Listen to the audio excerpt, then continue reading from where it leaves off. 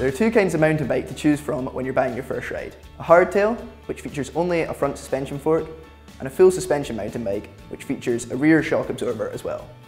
Which one you're going to be choosing depends mostly on the type of riding you're going to be doing, but also on your budget. Most beginners will start on a hardtail bike because they're good all-rounders and they're generally a lot cheaper than full suspension bikes. Depending on the amount of travel in your front suspension fork, a hardtail can be used for most kinds of mountain biking. Full suspension bikes provide a lot more control and stability when you're going over rougher terrain.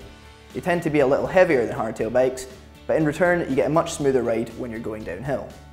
Whether you're buying a hardtail or a full suspension bike, the amount of travel in the front fork is going to have a big impact on the way you ride. The more travel there is, the better the bike is going to be at absorbing up the bumps.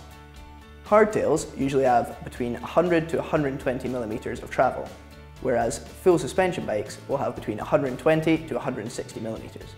Once you know what kind of bike you're after, the next thing to think about is wheel size.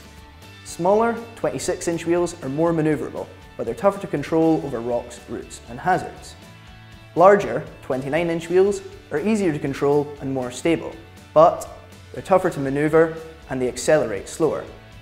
The 27.5-inch wheel, or 650B, is seen as the perfect compromise for many for the first mountain bike, combining the best of both worlds.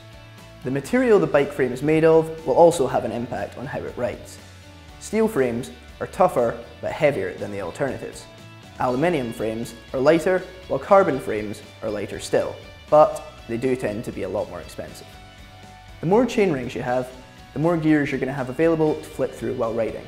A triple chainring will offer you the highest range of gears available.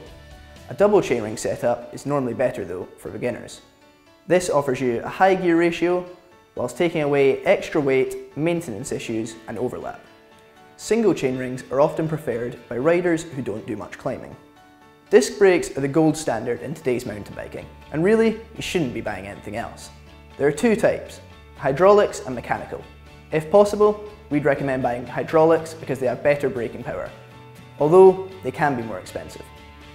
Frames come in a variety of sizes, and of course, getting the right size for your height is absolutely crucial when buying a mountain bike.